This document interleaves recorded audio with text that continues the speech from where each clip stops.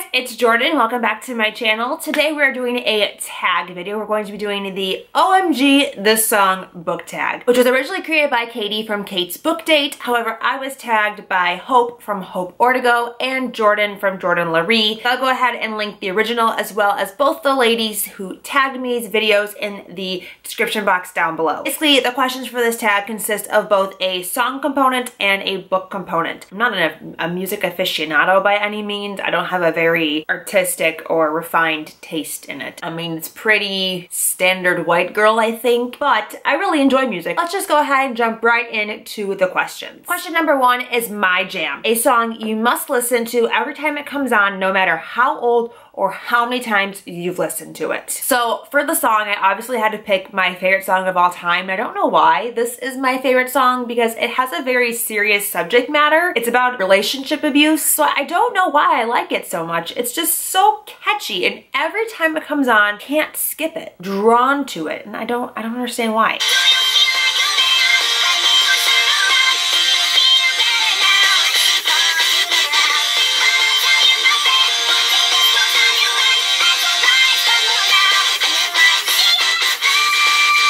A book you'll never get sick of. I chose Throne of Glass by Sarah J. Maas. I just knocked my pile of books over. This is a book series that I just will not get tired of. She can write as many novellas, spin-offs, full-length books, whatever she wants in this world. Compendiums, I don't care. I will read anything that is relating to this series because I love it so freaking much. I love talking about it, and I could spend hours talking about this series. I have in fact done that when I've recorded every single book talk for it. They just like draw me in. They're like candy. They're like chocolate for the mind. It's like chocolate for the soul. Question number two is Throwback, a song that reminds you of the cringiest time of your life. I don't actually know when this song came out, but my friend group was obsessed with it in like 6th and 7th grade. I don't know how we came across it. I don't know if this was like on a Kids Bop CD. I remember vividly jumping on my friend's trampoline, screaming the song. We used the song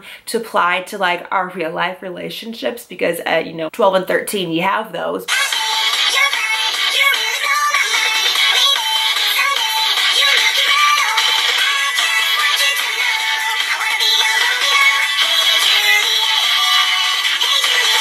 A book that also reminds you of this time, or just something you wouldn't like as much if you picked it up for the first time now. I chose The Choice by Nicholas Sparks, and by extension, pretty much any book by Nicholas Sparks. I was first introduced to him about middle school. I read this book when it first came out. It was my absolute favorite Nicholas Sparks book. I claimed that for years, and then I reread it last year before the movie came out, and I was grossly disappointed by this book. It was nothing like I remembered it being. The relationship is so unrealistic. The mystery I didn't find as compelling. Nowhere near as in love with it as I was when I first read it, and I kind of wish I never had reread it. Question number three is Replay, a recent song you have on repeat right now. A recent favorite song of mine is also from a girl group that has become a recent favorite over the last year. Like, I listened to them a couple years ago when they first hit the scene, and then I didn't follow them at all, and then I was reintroduced to them this year, and I've been obsessed with them ever since. I love them. They are perfect. They could do no wrong. Been obsessed with literally every song of theirs. This song in particular is their newest song, and it's amazing.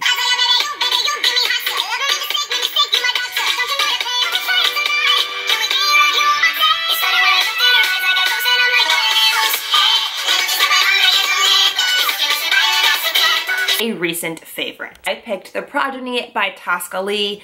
If you've watched any of my booktubeathon vlogs, then you would know that I was freaking out when I finished this book. It's just so captivating. It's so action-packed. It's so fast-paced. It's so good. My mind was so blown by the ending. I still haven't picked up the sequel because I'm just not ready for it to be over quite yet. Question number four is Gets Me. This song is me. I chose a song that is very much just like my essence. The song is about nostalgia and reminiscing about what makes you who you are. And being a Cancer of the Zodiac, we're very nostalgic people. This song is literally me.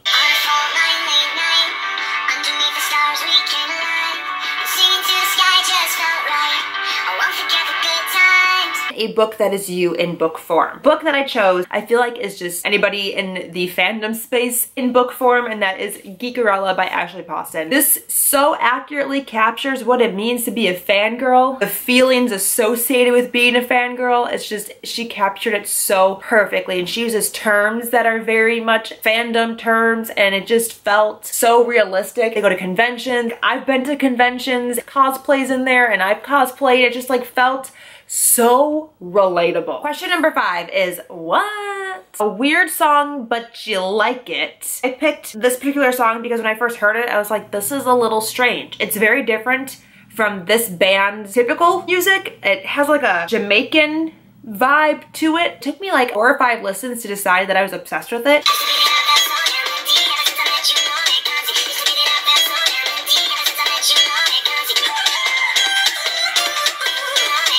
A unique book that stuck out to you for whatever reason. I chose Illuminae by Amy Kaufman and Jay Kristoff because this is definitely the most unique book I've ever read. Not because the story is very unique, just the execution of this book. This could have very easily been written in traditional prose and it would have been perfectly fine. Because of its format, it just became like an experience. Number 6 is Let's Go. Best pump up song for workout or just for life. I chose a song that is a motivation for life in general. I feel like it has a very good message. Life will make you sad sometimes. Things will not go your way, but there has to become a point where you're not gonna take the sadness anymore. You're gonna put aside the sadness and you're gonna find the happy in life and you're just gonna make it work. I feel like that's a very inspiring concept.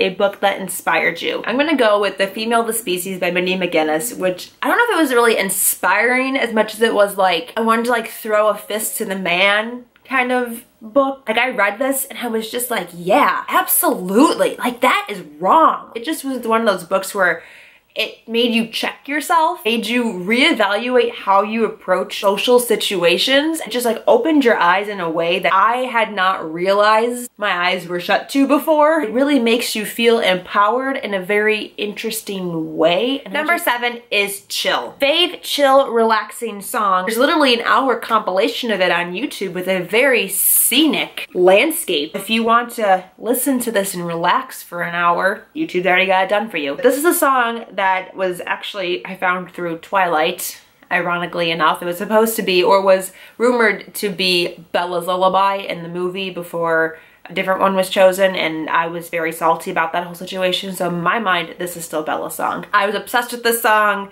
I tried to teach it to myself on the piano. I didn't do very well. My friend mastered it and totally learned on the piano, and I was so jealous because I couldn't do it. I would listen to it on repeat for hours while I was doing homework and studying. I think that I have over like 5,000 plays of it on my iTunes.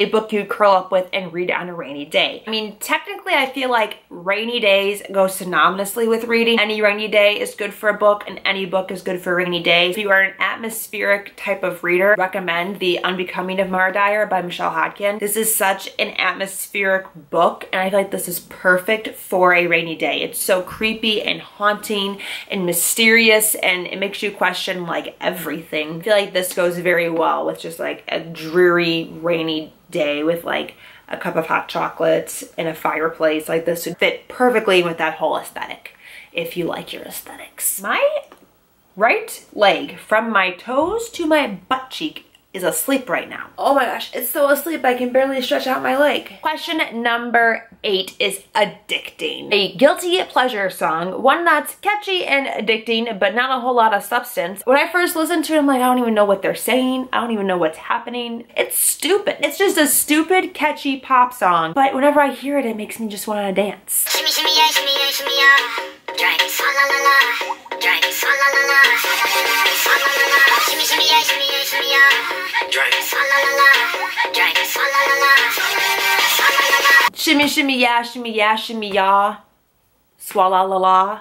stupidest lyrics. A guilty pleasure, trashy, fast, light read. I don't believe in like guilty pleasures. I feel like you just own up to what you like. Be firm in your passions and your likes and dislikes. I definitely recommend the Wild Seasons series by Christina Lauren. They're 4 companion books. They follow 3 best friends who go to Las Vegas to celebrate their graduation from college. While they're there, they meet these 3 boys who are on vacation together. They get to talking, they get to drinking, shenanigans happen that night. They're sexy, they're funny, they're addicting as hell, kind of raunchy. They're really raunchy, actually. Let me rephrase that. If you like new adult and you haven't read these yet, I highly recommend that you give them a shot. The last question is nostalgia. The throwback you look back fondly on. I tried to pick a song that encapsulated my high school experience as best as possible. What really stood out as the pinnacle of late 2000s pop. To be honest, I had a fantastic high school experience.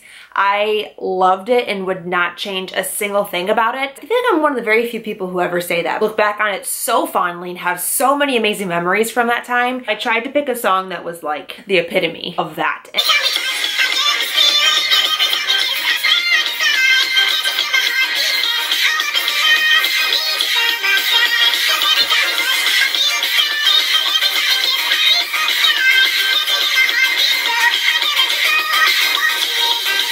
A book you read forever ago that you look back on fondly or reminds you of a happy childhood time. I picked a classic, and that is Harry Potter and the Sorcerer's Stone by J.K. Rowling. My mom read this book to me. I think she read it to me a year or 2 after it came out. It was starting to really filter into like the mainstream media. Back in the times, children's books about witchcraft were concerning to parents, especially of the religious variety. They thought that J.K. Rowling was trying to turn children into sinners and things like that. It was a very interesting initial response to Harry Potter. Mom read it to me a year or 2 after it came out. I was like 6 or 7, so I couldn't obviously read a book like this on my own. And I just remember every single night before I went to bed, we'd read a couple of pages of Harry Potter. She always gave Hagrid an Irish accent. I don't know why. Like the first big chapter book that I read. Obviously, my mom's not concerned about me becoming a Satanist. This first one, so many good memories. Love this book so much. So that was the last question. Thank you guys so much for watching, and until next time, I'll talk to you very soon. Bye!